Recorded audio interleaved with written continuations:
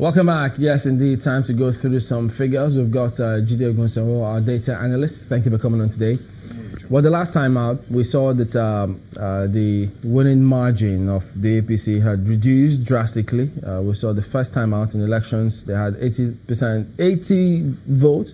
That was 80,000 votes. Yeah. The difference in the Osun State election was only less than 500 votes. Less than 500 votes. That's a huge drop. But the primaries have not been smooth as well this time around.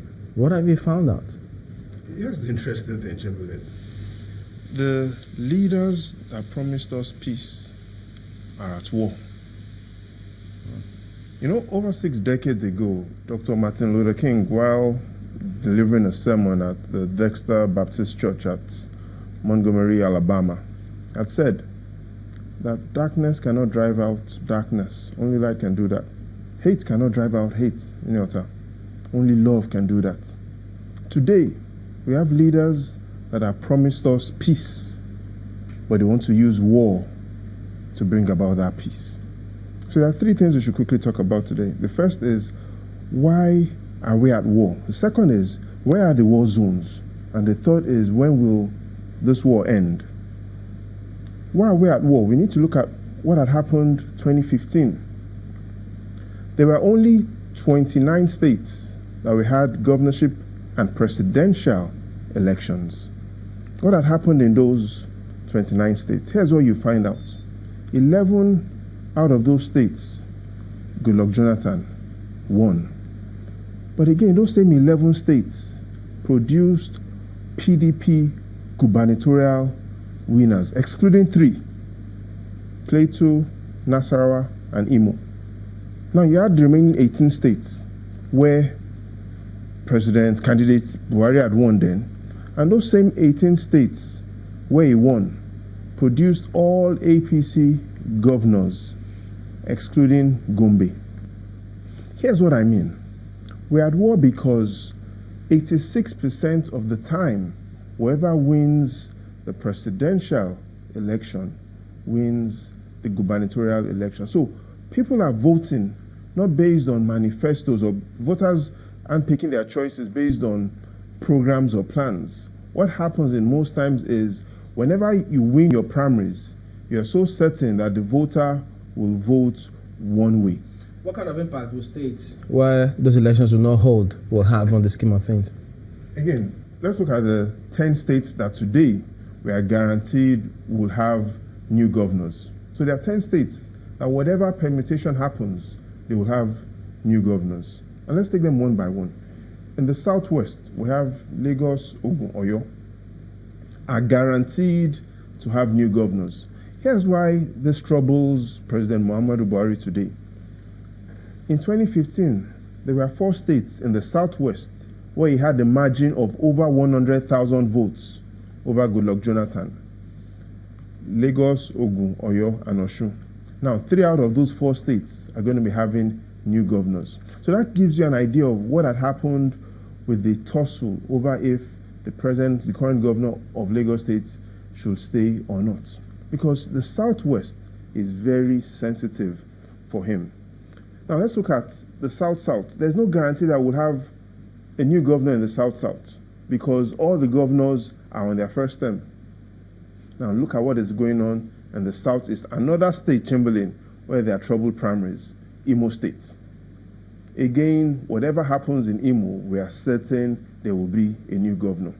And here's why Imo State is so crucial to President Muhammadu Buhari. In Imo State in 2015, he had over 100,000 votes. Every other state in the Southeast, he scored less than 20,000. So in simple terms, Imo State is more important for President Buhari more than all the other 4 states in the Southeast combined together. And Imo State, if it remains uncertain, then there will be a challenge for him. So even though he did not win in Imo, that was the state where he had his largest voter turnout. But then what's the guarantee that the voting pattern will be the same in these elections? What's the guarantee that you vote the same way for governorship as you vote for presidency? The guarantee is one word: illiteracy. And that's why we've seen the trends. We've seen that in 2015, the presidential election came first. And we've seen that when the presidential election came, Goodluck Jonathan, among those 29 states where we had governorship elections, he won in 11 of those states, and he lost only 3. And again, when we had the elections in those other states where President Muhammadu Buhari won, he only lost the governorship in Gombe State. So in most times, it is hard for you as a candidate to tell the electorate to vote one party for presidential and vote another party for governorship. That is the simple argument I'm trying to make. So does that then mean that there will be no bandwagon effect? The bandwagon effect goes with whoever wins the presidential or governorship race. So in 2019, I can make a prediction very easily based on the facts that we've seen, and that is whichever states produce PDP governors will also most likely produce a PDP majority winner. So you are not going to find a case where the state voted, for instance, Atiku as president, and they will vote an APC person as governor. But the person may, even if he doesn't win for the presidency, they may get the spread, the percentage they require. Oh, they may get the spread. They may get the spread. Again, I re-emphasize, out of 29 states that we had governorship elections, only 4 states did not vote the same way. Only Plateau, Nasarawa, Imo, and Gombe did not vote the same way as the others. Now let's look at again the states in the northwest where we've got trouble with primaries. Zamfara. Governor Yari isn't also coming back. That is the only governor that we are guaranteed, but that's the only state we are sure will have a new governor. And why Zamfara is also so important for President Buhari is in Zamfara he scored over 600,000 votes. So Zamfara again is very critical, and again we are not too certain what INEC is going to do in Zamfara. So we'll find out a little more what may happen there in a moment. Join us again.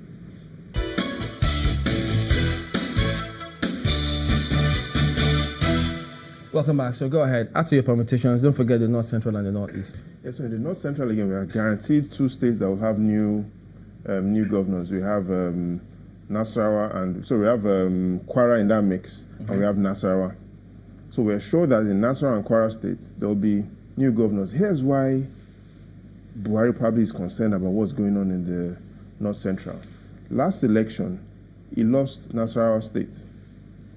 Now we have a Kwara State structure that has a PDP governor.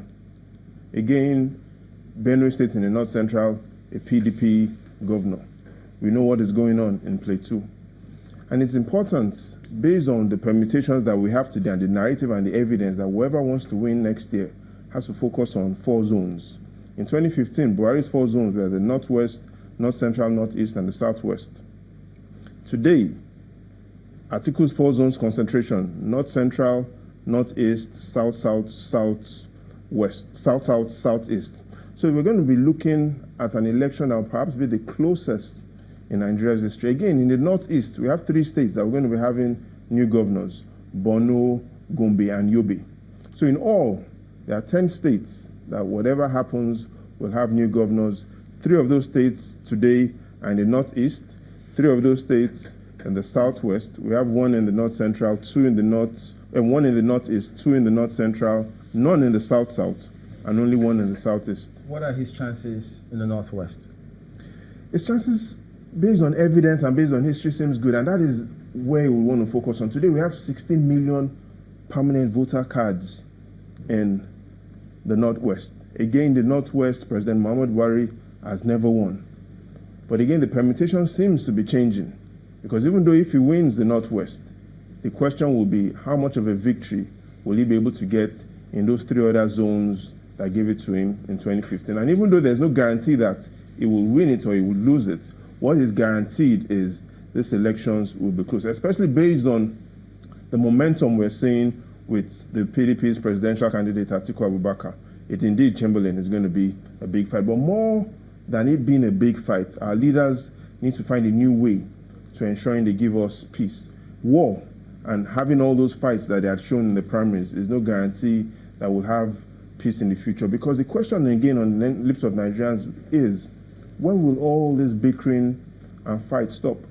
And the evidence doesn't suggest that it will stop in the next 4 years, especially if you look at what's going on in the National Assembly. Gimba, 71 out of 109 senators are first-time senators. So again, in 2019, a lot of those that are becoming to the National Assembly will be rookie senators. So what sort of bills will we be getting from rookie senators? Which simply tells us that the powers will be concentrated in the hands of a minority. And then again, just as we saw in 2015, the games will begin again in 2019 in preparation for 2023. Where do you see the youth putting in their, should I say, inclination, if you will, when you look at all of these permutations? Where does the scheme of things lie when the youths have to speak on who they will run with? Right now, the youths are caught between two choices. Either they vote Buhari Atiku who are in their 70s, or they vote the Kingsley Moghalos, the Donald Dukes, the Obi Ezekwesili who are below their 70s.